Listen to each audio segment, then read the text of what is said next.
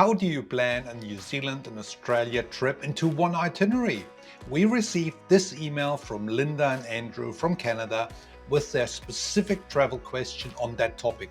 Therefore, we thought of sharing our feedback in this Q&A video so you have a great head start when planning a similar trip to Australia and New Zealand. My name is Michael. For the past 30 years, I've been planning holidays to New Zealand and Australia all day long, so let's get started. So here's the email Linda sent us. We are landing in Sydney, Australia on the 22nd March 2026. We're staying 4 nights, and after touring Sydney, we're not sure if you should continue to fly to New Zealand, doing the North and South Island at least for 2 weeks, and then fly back to Australia and to Adelaide, Kangaroo Island, and drive the Great Ocean Road to Melbourne for another 10 days. Or if we should do Australia first and then fly to New Zealand.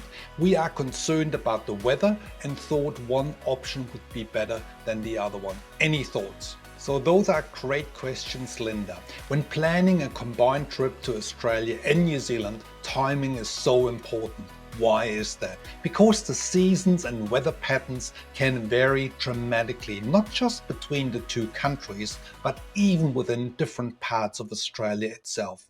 I actually created a full video breaking down the best travel seasons for each region, so if you're interested in that, check out the link in the description box below. Now let's talk about Linda's itinerary, which is a great example. They are planning to travel in March and April, which in my opinion is one of the best times to combine Australia and New Zealand, especially given the destinations they've chosen. The journey kicks off in Sydney with 4 nights to explore the city, which is an excellent start. There's plenty of time to take in the sights and even head out on a day trip to the stunning Blue Mountains. But her original plan to fly to New Zealand for 2 weeks and then back to Australia to visit Kangaroo Island and the Great Ocean Road. Now that's a lot of extra traveling, and that equals more time in airports and less time enjoying actual locations you're visiting. So here is what I'd recommend instead. Take a short domestic flight from Sydney to Adelaide, spend a night or 2 in Adelaide to make the most of the time. Maybe head over to the Barossa Valley with its March-April grape harvesting season.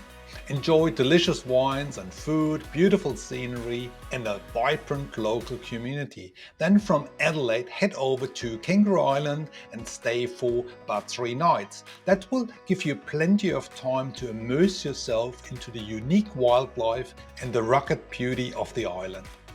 After that, go on a 4 to 5 day road trip on the legendary Great Ocean Road from Adelaide to Melbourne. It's an unforgettable drive. I've actually done it myself and made another separate video on that, so check out the link in the description box below. So once you had a night or 2 in Melbourne, fly over to New Zealand. But here is where it gets really important. Where flying into New Zealand can make a big difference to your overall itinerary, but I'll get to that just in a minute. First though, let's clear up a very common myth I hear all the time. People often think that New Zealand turns into winter the moment March ends. That's simply not true. In fact, April is one of my favorite months of the year to be traveling around New Zealand. The weather tends to be more stable, less wind, less rain, and the scenery is just spectacular. Every year though is a little bit different, of course, but April usually delivers. So don't let this misconception on weather conditions in New Zealand hold you back. And again, I've got more videos linked in the playlist below if you want to dive deeper into travel seasons and route planning. If you find this video helpful, please hit the subscribe button below to stay in touch for more helpful travel videos to come. My recommendation for Linda and Andrew is to fly from Melbourne into Queenstown, directly into the very heart of New Zealand's stunning South Island. There are regular flights with Air New Zealand, Virgin Australia and Qantas, so it's a smooth connection. Now here is why I love starting in Queenstown at that time of the year. You'll be greeted by breathtaking autumn colors, the kind that make every photo look like a postcard. Yes, it will be a little bit cooler in the morning, down south in late March and April, but the combination of crisp air and golden light only adds to the magic. So that's another great reason to begin your New Zealand journey in the South Island.